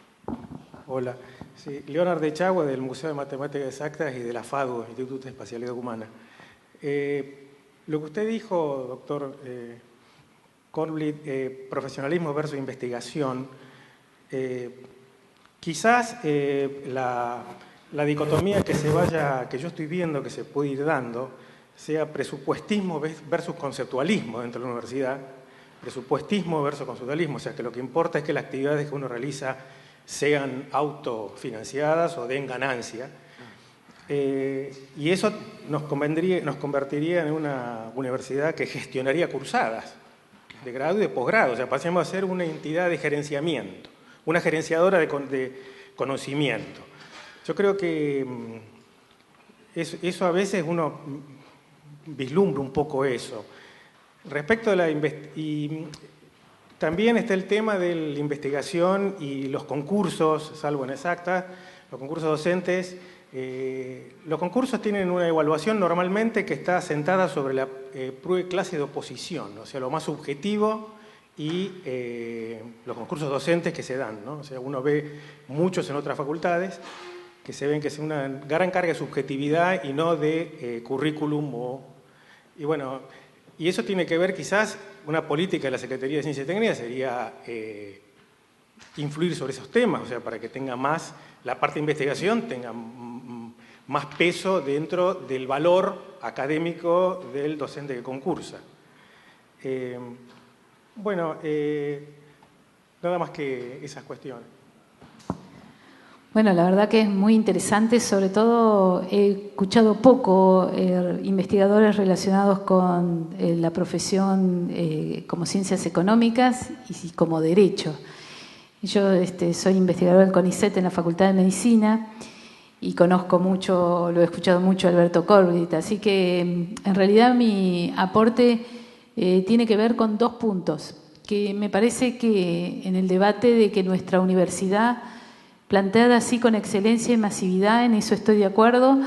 Creo que hay un punto que no discute y que a nuestra sociedad le hace falta discutir, y que es en nuestras facultades que son más profesionalistas que de investigación, es qué tipo de profesionales se forman. Y yo pienso que no se discute porque justamente en esas carreras, en esas facultades, no hay muchos investigadores de dedicación exclusiva. Y efectivamente, como decía el colega de Derecho, que los que son simples vienen, también pasa con los médicos, vienen a dar su clase, intentan teorizar algo que, digamos, no están preparados para hacerlo. Por lo tanto, es muy difícil desde los docentes simples discutir los contenidos de la enseñanza. Y a mí me parece que de todos estos años de democracia y de desarrollo en el plano de investigación científica, creo que la pata de discusión de los contenidos de enseñanza, por ejemplo, yo lo digo en la Facultad de Medicina, si los médicos que se forman y los profesionales de salud, no solamente médicos que se forman en esa facultad, son para los que se necesitan actualmente. Y no es un desafío solo para la Argentina, es para Latinoamérica y para el resto. No quiero extenderme hablando de salud, que es una de las cosas que, bueno, puedo conocer un poquito, pero digamos que es un desafío y que me parece que en ese desafío están muy implicados nuestros investigadores, siempre y cuando haya una masa crítica de investigadores de dedicación exclusiva en cada una de esas facultades que son más profesionalistas que de investigación. La segunda cosa que quiero decir es con los becarios de UBA, que seguramente van a hablar y quieren repartir su boletín, etcétera, que es efectivamente una relación entre director y becario, y que no es su jefe, sino es un becario y su director que lo dirige. Pero, sin embargo, las condiciones en las cuales realizan sus investigaciones no son las más adecuadas. Y me parece que eso también hace a la generación de pensamiento, hace al aporte de saberes. No es lo mismo desarrollar su profesión, en este caso llegar a ser doctor en las condiciones adecuadas en las cuales todos conocemos, porque muchos de nosotros han vivido en el exterior, que en las condiciones que actualmente hay en Argentina. Nosotros tenemos, ahora podemos decir que tenemos subsidio, no siempre vamos a querer tener más, pero tenemos plata que no teníamos hace 20 años atrás, pero nuestros jóvenes, que son el motor del aporte y de la originalidad y de la imaginación de todo ello, están en condiciones en las cuales muchas veces no lo pueden hacer. Y me parece que ese es un punto. Ese punto se toca en la docencia con los docentes de dedicación, de trabajo ad honorem. Estamos en las mismas condiciones. Aquellos docentes que trabajan ad honorem no pueden formarse, son los jóvenes, son aquellos que van a decirnos a nosotros lo mal que está y lo bien que debe estar en la continuación, y sin embargo tienen el problema de que no cobran y que son esa mano de obra barata disponible para ocupar un cargo. Si lo hubiera rentado, ¿no? En la Facultad de Medicina, recuerdo, hay 5.000 docentes ad honorem. Nosotros trabajamos, casi toda se desarrolla fisiología con docentes ad honorem, con lo cual, digamos, si no vinieran se generaría un problema, pero al mismo tiempo su formación docente y cómo pueden revertir esa docencia para esa formación del profesional de la salud, la estamos perdiendo en esas condiciones. Gracias. Hola, Sí. Efectivamente, como dijeron, somos un grupo de becarios que vinimos al panel porque, digamos, en gran parte nos sentíamos interpelados por el tema de la mesa, y también porque, bueno, esta relación entre ciencia y universidad, los becarios de la Universidad de Buenos Aires un poco somos esta ventana que recién comentaban, por la cual se podía ver, ¿no? Y hace unas cuantas semanas que nos empezamos a reunir, a organizar, que empezó por nuestras condiciones de trabajo, por nuestras condiciones salariales, y empezamos a encontrar que no solamente era una reivindicación, digamos, de estipendio salarial, sino también tenía que ver con las formas en las cuales estábamos desarrollando nuestro trabajo. Y además digamos, de esta cuestión de los derechos laborales, para una beca que exige una dedicación exclusiva, porque está claro esto, que exige una dedicación exclusiva en la Universidad de Buenos Aires, estaba esta cuestión de, bueno, de qué manera nuestro trabajo podía llegar a ser valorado en términos de estas condiciones laborales estas condiciones de trabajo estaban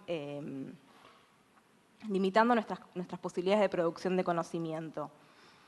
En ese sentido también empezamos a indagar un poco a ver si esto siempre había sido así, y encontramos que no, que en el año 86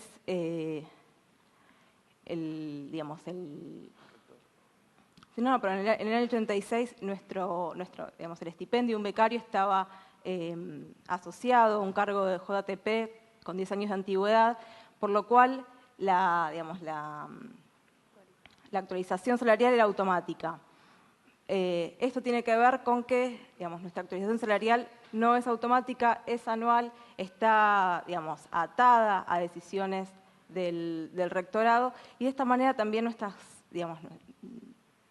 la proyección de nuestro trabajo se ve limitado. Nos encontramos que intentamos acceder a reuniones, intentamos participar de lo que es la reunión del Consejo Superior y la Comisión de Ciencia y Técnica, y no tuvimos muchas posibilidades de entablar un diálogo, por lo cual también nuestro reclamo tiene que ver con la democratización de la universidad, con la democratización del gobierno de la universidad, y pedir conseguir no solamente una mesa de diálogo, sino tener representantes en el gobierno de la universidad. Otra cuestión tenía que ver con la relación de nuestros estipendios con otros compañeros que realizan las mismas actividades. Lo estuvimos discutiendo si era la medida de equipararnos con los becarios de CONICET, y lo que empezamos a darnos cuenta que la universidad tenía que empezar a tener su propia política en relación a sus becarios, y que la equiparación con CONICET era solamente una forma de actualizar nuestros salarios que estaban completamente desfasados. Llegamos a estar con un 45% de diferencia en relación a lo que ganan los compañeros de CONICET, trabajando en el mismo lugar, o sea, compartiendo el mismo lugar de trabajo. En sí, lo que estamos pidiendo es una mesa de diálogo. Hay un montón de cuestiones que los becarios de investigación, que somos los que nos estamos formando, encontramos que nuestro trabajo está siendo bastante obstaculizado, y eso es en detrimento de la calidad de nuestras investigaciones. No solamente eso, sino que la mayor parte de los becarios a los cuales se les exige la actividad docente, los son ad honorem o ni siquiera nombrados. Entonces esto hace a una situación de mayor precarización. Yo lo único que quiero aclarar que la universidad se está preocupando por el tema. Hubo toda una discusión en función del último aumento de los estipendios de los becarios, y ustedes tienen los representantes. Les puedo asegurar que los graduados defienden la postura de los becarios en las comisiones de Ciencia y Técnica y en el Consejo Superior, así como también la defienden en los consejos directivos, y de alguna manera los que estamos en ambos lugares, o sea, los consejos directivos y en el Consejo Superior, tratamos de llevar las decisiones que se toman, o las opiniones que se toman en los consejos directivos. O sea, permanentemente está el tema está en la agenda de la Secretaría de Ciencia y Técnica. Para nosotros es muy importante que los becarios tengan las mejores condiciones y el mejor estipendio que podamos darle. Yo coincido que no tenemos que estar atados a lo que paga o deja de pagar el CONICET o la agencia a través de los PICT. Yo creo que eso no es así, creo que tenemos que generar nuestra propia política científica con respecto no solamente a los becarios, sino también a los proyectos de investigación, etcétera. Pero no es un tema que se haya dejado de lado a partir del último aumento que han tenido, ni a partir de la resolución que junto con el aumento también firmó el rector acerca de que no se cobraran que fueran absolutamente gratuitos los doctorados, los cursos de doctorado, maestrías, etcétera. Pero no está abandonada para nada esa discusión en la Comisión de Ciencia y Técnica ni en la Secretaría, y creo que es una preocupación del rector permanente.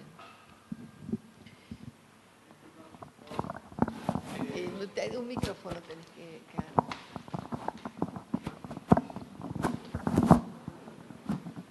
Yo soy Emanuel Bot, soy bioquímico egresado de la Facultad de Farmacia y Bioquímica y estoy haciendo mi doctorado en la en la Facultad de Medicina en parasitología.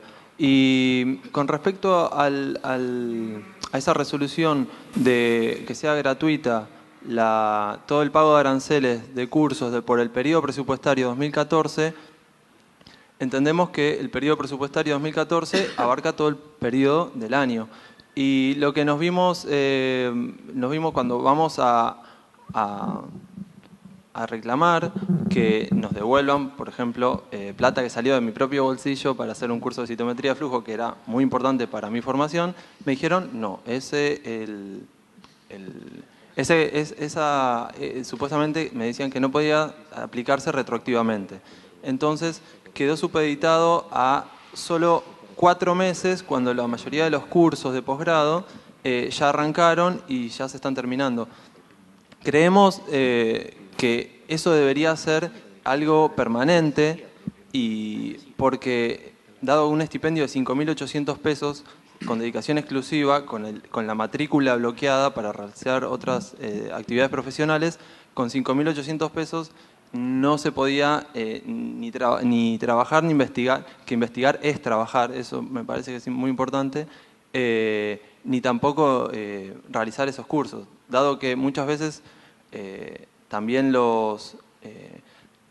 parte de nuestra formación implica ir a congresos, presentar resúmenes, y todo eso a veces termina saliendo de nuestros bolsillos, dado que por más buena voluntad que hay de los directores, a veces no hay plata y es limitado también hasta para comprar el reactivo propio que necesitamos para laburar en la mesada.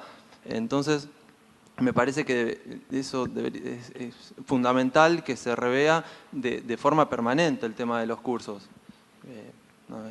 Sí, una observación. El tema, en su momento, fue una vocación del rectorado y del Consejo Superior dar un mensaje claro respecto de generar no sé si es el tema central de la discusión, pero como lo mencionaron, vale, porque hoy lo estuvimos discutiendo inclusive en la Comisión de Ciencia y Técnica y se discutió en una comisión conjunta que a pedido de esta situación se hizo entre presupuesto y Ciencia y Técnica la semana pasada, hace 2 semanas. El tema es, lo que quisimos dar fue un mensaje claro y el Consejo Superior lo ratificó, que a los becarios UBA teníamos que darle adicionalmente al tema de la remuneración, del estipendio, una ventaja clara y concreta respecto al costo de los cursos que hacían en la UBA, porque era un reclamo concreto que habíamos recibido.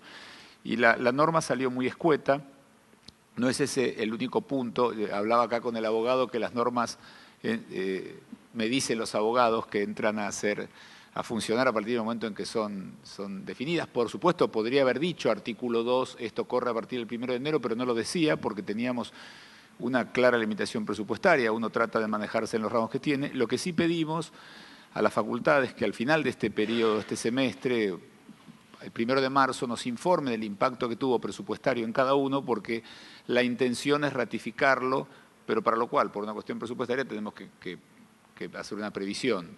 Pero se tomó la medida en ese momento clara, que tiene algunas dudas porque hemos recibido consultas de diferentes facultades, para mandar ese claro mensaje de dar un beneficio específico a los becarios UBA con respecto a otros formatos de financiamiento de becarios. Pero lo que salió fue a partir del momento reglamentado, como es con cualquier norma, ¿no?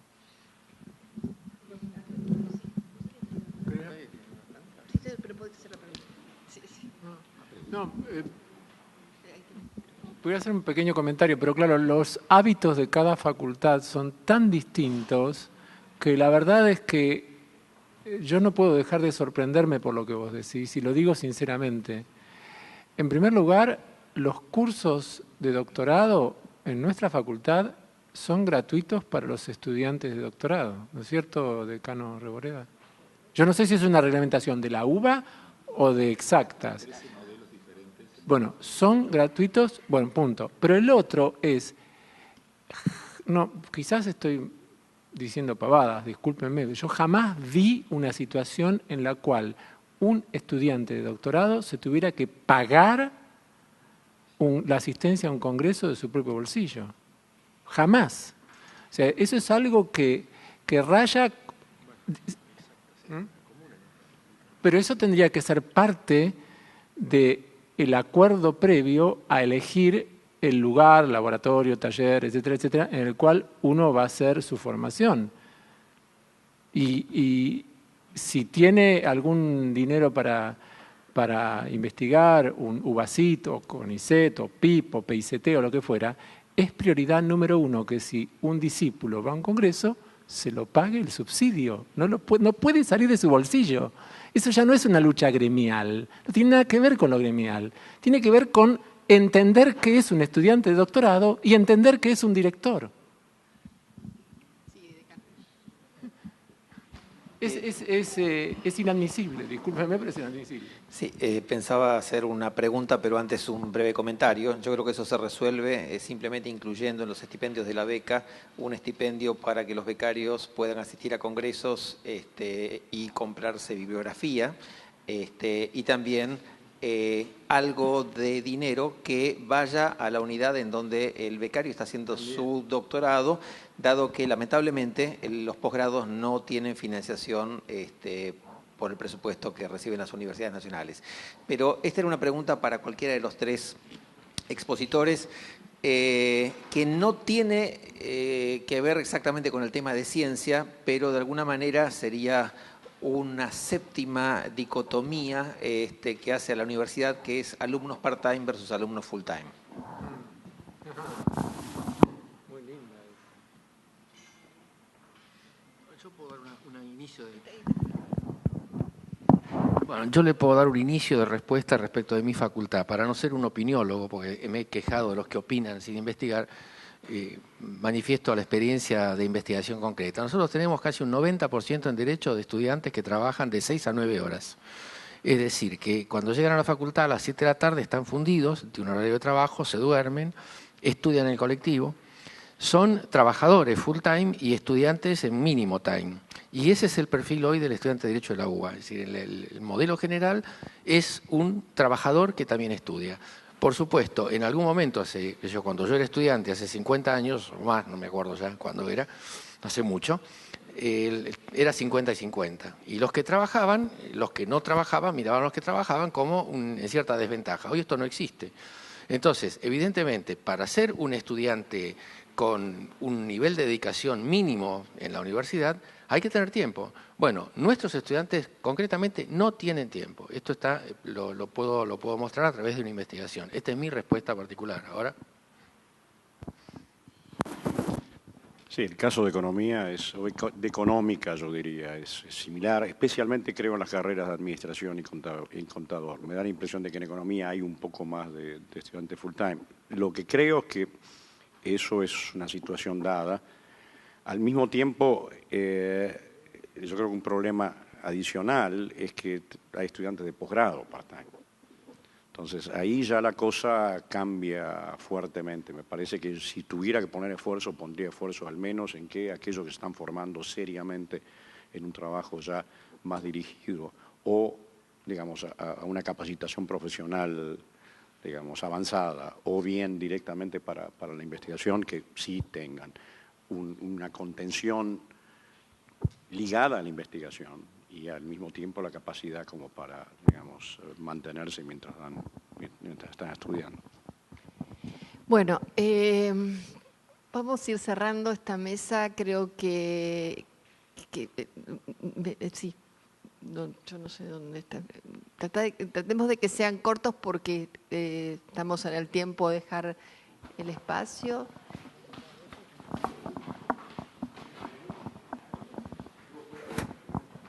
¿Qué tal? Bueno, gracias por el espacio para hacer una última pregunta, reflexión. No, me quería detener un momento porque me parece que las respuestas que se le dieron a los compañeros que están acá presentes, siendo que son los becarios de la Universidad de Buenos Aires, ¿no? Digamos, estamos acá para discutir universidad e investigación, qué más importante que las condiciones en las que esa investigación se da en la universidad y qué más importante que escuchar lo que tienen para decir, no solo los investigadores y los profesores, sino también los compañeros becarios, que son quienes día a día llevan adelante la tarea de investigación y también de docencia.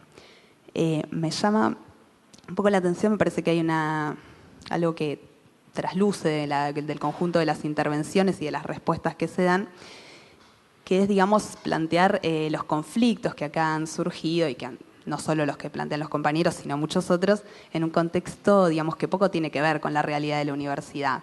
La universidad podría ser de muchas otras maneras, la relación entre el becario y el director podría ser de muchas maneras, pero la realidad cotidiana del conjunto de los becarios no es esa. Digamos, acá me parece que se manifiesta una sorpresa por el planteo de una relación laboral, cuando me parece que, digamos, que haya abusos en la relación entre el director y el becario, que nosotros los conocemos y son muchos, no implica que no tenga que haber una relación laboral entre el becario y la institución que lo contrata, sea la Universidad de Buenos Aires o sea cualquier otra. Digo, justificar en términos, digamos, ideales socráticos de discípulo, director, la falta de derechos laborales, nos parece que en principio es un sinsentido y que no van una cosa opuesta necesariamente a la otra.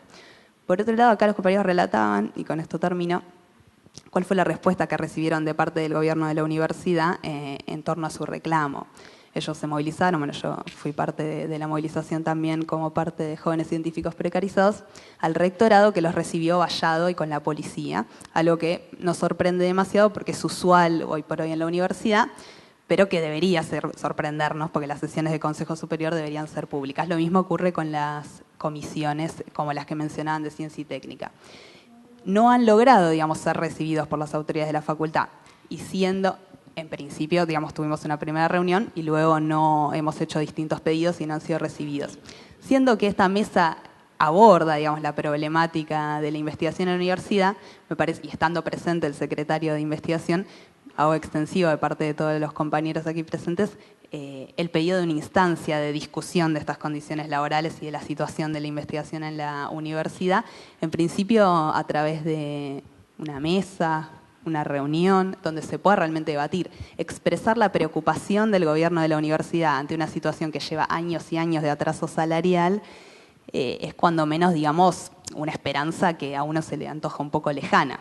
Con lo cual, digamos, queríamos dejar sentado acá frente al conjunto de los asistentes que realmente se pueda dar un camino para solucionar esta situación y que no quedemos, digamos, que no quede en una discusión en términos teóricos, sino concretos de la situación de la investigación en la universidad.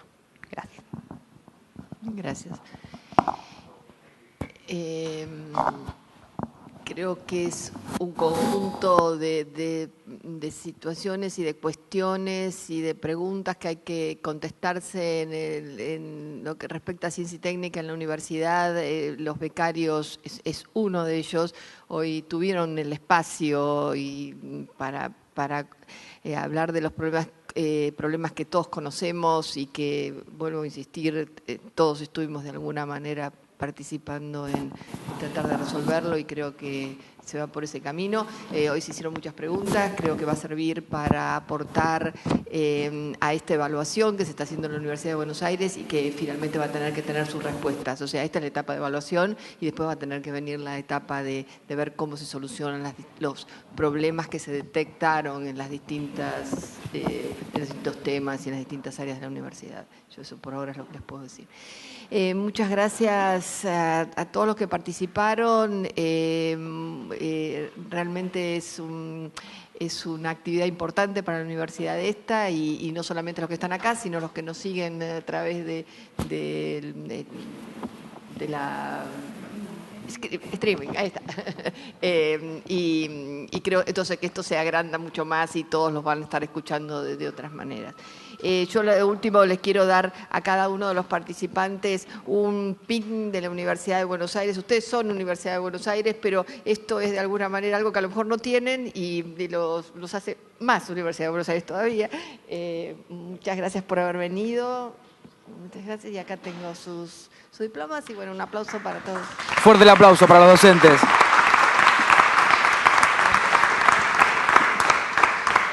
Ante todo agradecerle a los docentes también y felicitarlos en el Día del Profesor para todos ellos, así que un nuevo aplauso para el reconocimiento también.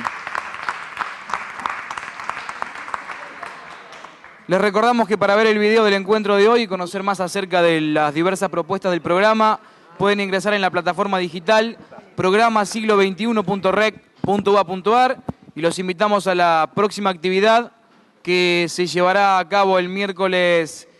Ahí está, se escucha mejor. La próxima actividad que se llevará a cabo el miércoles 18 de octubre, denominada La Universidad en Perspectiva Histórica. Así que los esperamos a todos y tengan ustedes muy buenas noches.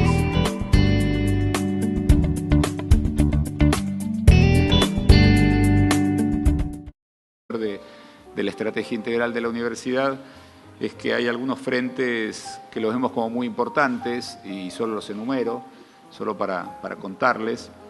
Y por un lado, por ahí el más importante, el que afecta a más gente y que involucra más fondos, más presupuesto, es la propia gestión de todo lo que son las instituciones fundacionales de la ciencia y técnica de la UBA, que son las becas y los subsidios. Es un poco, si uno lo mira por actividad, es casi el 70-80% de la actividad de la Secretaría y la verdad es que de cuando arrancó hace más de 25 años hasta el día de hoy, ha evolucionado, ha crecido, pero cualitativamente ha evolucionado poco y estamos en una revisión para darle un poco más de dinámica. Por otro lado, algo que pasa hoy que no pasaba hace unos años, pero hoy es totalmente obvio e imprescindible de ser visto así, es que las actividades se han vuelto todas absolutamente interdisciplinarias, multidisciplinarias, transdisciplinarias, como las queramos ver, y no hay problemas de una disciplina, no hay problemas que se resuelvan con un área de conocimiento, y bueno, la mesa esta, que es un buen paneo de las actividades que hace la UBA, que es una universidad muy extendida en todo lo que son las disciplinas. Y por otro lado, también en línea con esto nos hemos metido en una tarea que la estamos empezando en estos días, que es un proceso de autoevaluación de la función de investigación, transferencia, desarrollo, propiedad intelectual de la Universidad de Buenos Aires. Queremos revisar realmente lo que estamos haciendo, queremos tener una mirada crítica, ver en qué medida, como nos pasa siempre en instituciones de esta dimensión y de esta complejidad, a veces seguimos haciendo lo mismo que hacíamos hace un tiempo y no lo revisamos. Entonces, en ese proceso no solamente queremos mirar qué es lo que se hace, sino hacer un planteo estratégico, hacer una revisión cualitativa, pero también hacer una revisión cuantitativa. Tenemos la suerte o el problema de que la dimensión de la investigación de la UBA, algunos dicen del 20 al 30% de la investigación estructurada de toda la Argentina, nos permite hacer una buena mirada macro, una mirada de grandes números, y eso es lo que estamos encarando. Estamos armando grupos, convocando para eso, y queremos realmente usar este proceso de revisión, de autodiagnóstico, para alinearlo con lo que está planteando la universidad y salir en un periodo de tiempo, un año o dos, con un planteo por ahí nuevo, por ahí parecido, pero que contemple el rol social que la Universidad de Buenos Aires, como universidad de referencia de la Argentina, tiene que tener. Pero bueno, ahora yo, como ustedes, quiero escuchar a los que saben, así que, Cristina. Gracias, Aníbal. Así es, vamos a empezar entonces a escuchar a nuestros invitados. el orden de las charlas fue consensuado, así que hemos decidido que vamos a empezar con el derecho, porque es el que nos marca de alguna manera las líneas siempre, ¿no? Así que vamos a invitar al doctor Fusito a que nos dé de su charla. Más o menos vamos a tener una charla de 20 minutos con cada uno de ellos y después vamos a tener el tiempo para las preguntas y el debate. Bueno, muchas gracias. Agradezco a las autoridades de la universidad la invitación de participar en este panel interdisciplinario. Cada uno habla de lo que sabe y a veces de lo que no sabe. Así que yo me voy a ocupar de lo que hago o de lo que trato de hacer dentro de la facultad hace más o menos 40 años y que es la sociología jurídica, disciplina exótica todavía en la Argentina. En realidad, nosotros, el derecho sigue tratando de comprender o de explicar, que en definitiva es el fundamento, uno de los objetivos de la ciencia. ¿Por qué pasa esto? Bueno, ahí podemos entender que hay costumbres contra la ley que pueden ser más fuertes que la ley. Por lo tanto, si una práctica corrupta se extiende en el tiempo, se extiende en el espacio y nadie la sanciona, bueno, es que tenemos que estudiar cuáles son las causas normativas que la mantienen. Porque una ley no se sustenta sola, la ley no es un código arriba de una mesa, la ley es un instrumento en manos de personas. Bueno, hay otros instrumentos. La costumbre es un instrumento, como fue la religión, como lo es la ética, y estas son normas que pueden prevalecer sobre el derecho. Entonces, nuestra función, en todo caso, en la investigación en derecho, es tratar de explicar y predecir las cuestiones, no sancionar exclusivamente. Pareciera que el objetivo del derecho es poner sanciones al incumplimiento. No nos preocupamos de ver qué pasa cuando esas sanciones no existen y no existen por mucho tiempo, cuando ese derecho queda derogado.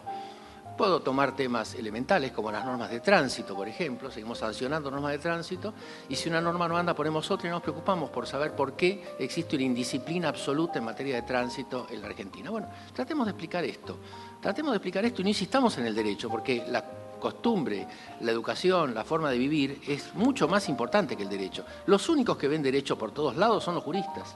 En la vida cotidiana el derecho no es tan relevante como los juristas creen que es. El derecho es relevante a veces en las cuestiones procesalistas, las cuestiones administrativas que se juegan en los tribunales y que a veces son artificiosas, porque estas viejas máximas que lo que no está en el expediente no está en la vida, a veces nos hace olvidar que la vida pasa afuera del expediente. Y a veces el expediente es una construcción donde la vida no aparece. Sumémosle a esto una gran tradición de procedimientos escritos, de jueces ausentes porque leen escritos, de jueces que son testigos de los testigos porque leen a veces declaraciones que han tomado empleados, y vamos a ver cómo la abstracción del derecho también está en la práctica que yo acabo de mencionar como una fuente de enriquecimiento que a veces no se da.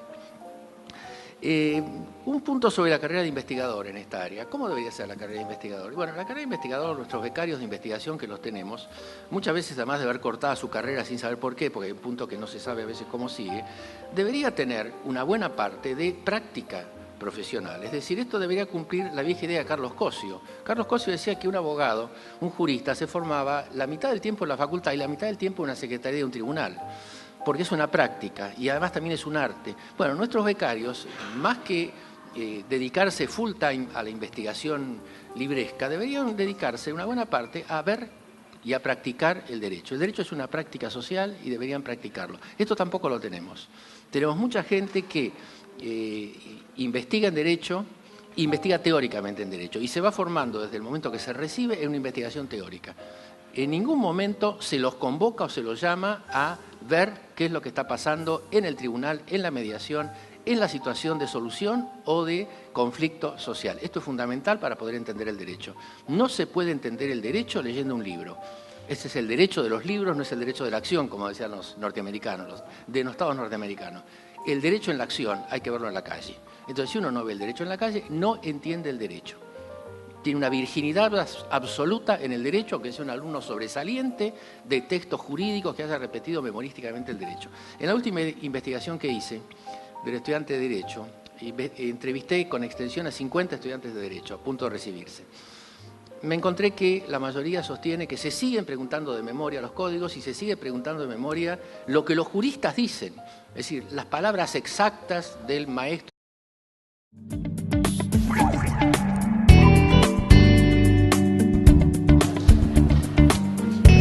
Muy buenas tardes, bienvenidos a otro encuentro que se realiza en el marco del programa La Universidad de Buenos Aires para el siglo XXI, que contará a lo largo de estos meses con paneles, foros, conferencias y diferentes actividades.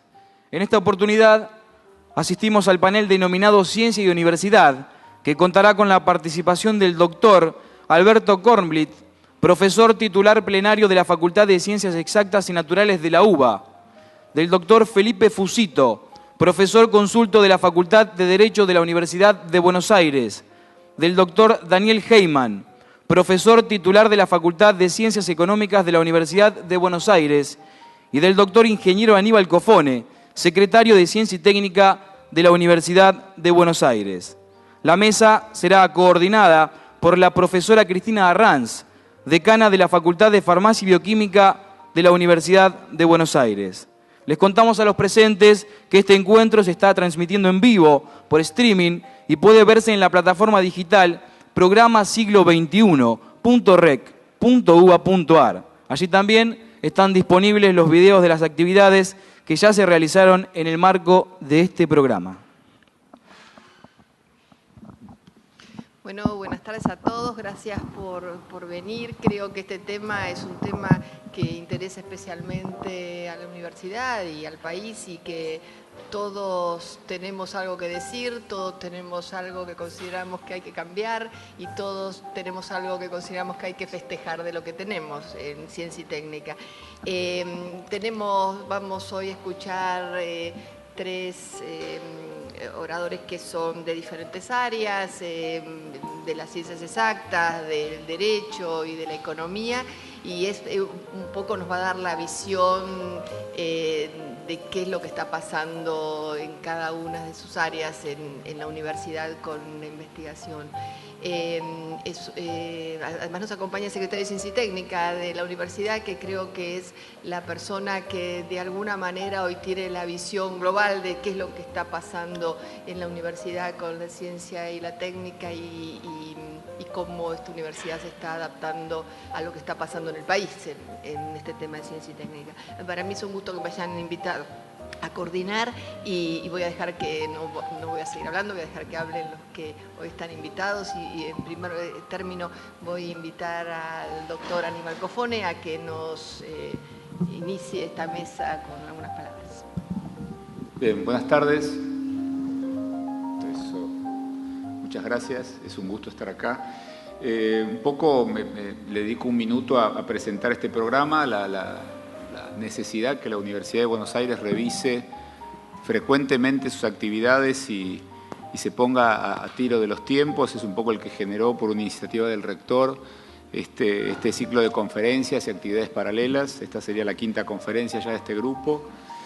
El tema de ciencia y universidad me toca en lo personal porque soy un poco el secretario de quien dependen estos temas. En estos 6 meses, porque ya llevamos 6 meses en la gestión, podría decir que viniendo de la ingeniería como vengo, no todos los temas me quedaban tan cerca, pero estamos empezando a entender la necesidad de priorizar y de tomar temas centrales, y lo que estamos viendo en línea con esta revisión que planteó el rector del Consejo Superior. Prensa, mala fama en el ámbito intelectual. En parte hay una mala fama que es muy vieja. El derecho es algo contrarrevolucionario, es algo que sostiene el establishment. Entonces parece que ocuparse del derecho, como Marx había anunciado que desaparecería con el Estado, todavía a algunos les parece algo de lo cual no vale la pena. Este problema nos afecta desde afuera, a veces con la indiferencia de personas, investigadores que vienen de otras ciencias sociales, no siempre. Y también tenemos otro problema que tampoco podemos abordar acá, que es la vieja ironía de las ciencias duras, ¿no? ¿Qué es investigación en derecho? ¿Qué será esto? Bueno, de esto se trata. En realidad, lo que yo puedo hablar no es ni del rechazo a las ciencias duras, ni del prejuicio, si es que existe, de algunas ciencias sociales, sino de lo que pasa dentro del ámbito del derecho mismo, que es ahí donde creo que tenemos un problema. El problema es que lo que se pudo llamar investigación en derecho, históricamente, no fue nada más que estudios de tipo teórico derivados del canonismo medieval. Es decir, que nosotros heredamos del canonismo medieval la escuela del exégesis y del siglo XIX el análisis minucioso de la ley, a ver qué decía la ley, cuál era el espíritu del legislador, las comas del texto de la ley. Si bien no nos quedamos ahí, hemos evolucionado, sigue siendo en una gran mayoría una investigación de tipo libresca, es decir, una investigación teórica donde no se baja al aspecto conductual del derecho. En realidad esto no es un problema nuestro, esto es un problema que viene de la filosofía, y si aceptamos el dualismo kantiano, derecho como validez, derecho como eficacia, es decir, un ámbito de abstracción captado por la razón y un ámbito práctico captado por los sentidos, o si aceptamos el realismo en el cual el derecho es conducta. Este problema también es ajeno al derecho, pero el tema concreto es que, aunque se entendiera y se entendía, de acuerdo a lo que tantas décadas enseñó en la Facultad de Derecho, que es la teoría pura del derecho de Kelsen, que el derecho es validez, legislación reglamentada de acuerdo a un orden establecido por la Constitución, y eficacia, que es el cumplimiento, los estudios han tendido al ámbito de la validez, es decir, lo que debe ser, nunca a lo que es. Entonces, la mentalidad general en el ámbito del derecho es que si lo que debe ser no es, lo tenemos que reemplazar por otro deber ser que no será. Pero nunca nos preguntamos por qué lo que debe ser no es. Esto es un poco la idea de la investigación empírica en derecho. La investigación empírica en derecho existe, pero es limitada. Es decir, nosotros vemos en las tesis que hay muchas tesis histórico-jurídicas, histórico-propositivas, mucha tesis que no trata de comprobar mirando por la ventana qué es lo que está ocurriendo con el derecho. Y esto sí nos afecta a todos. Porque el derecho, nos guste o no nos guste, es un ámbito de coerción que afecta a todas las personas. Entonces, si una norma nos interesa y no investigamos por qué no se aplica, estamos en un problema. A mí me preocupa a veces como profesor de la Facultad de Derecho y miembro de comisiones de posgrado, cuando algún colega dice que, por ejemplo, la corrupción debe ser estudiada teóricamente.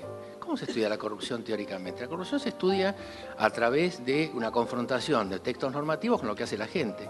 Bueno, esta es un poco la historia que nosotros tenemos y por lo cual nos ha implicado una gran dificultad tratar de insertar la investigación empírica que utiliza los métodos de las ciencias sociales y que no pretende ninguna certeza absoluta, ni mucho menos, pero que sí pretende tratar de probar relativamente que no bastan las opiniones validadas por la autoridad. El criterio de autoridad estaba muy bien en la época medieval, pero nosotros tenemos gente, no muchos, pero tenemos, que no quiere mirar por el telescopio de Galileo, porque no está escrito en los libros de los maestros, o Aristóteles no lo dijo. Es decir, estas cuestiones me da la impresión de que más que el siglo XXI son del siglo XVI, XVII y en el derecho del siglo XIX. Entonces, cuando nosotros estudiamos esto, nos encontramos también con alguna resistencia vinculado a este desprecio del estudio del derecho como conducta. El derecho como conducta tiene una tradición norteamericana, una tradición anglosajona, en el realismo jurídico norteamericano.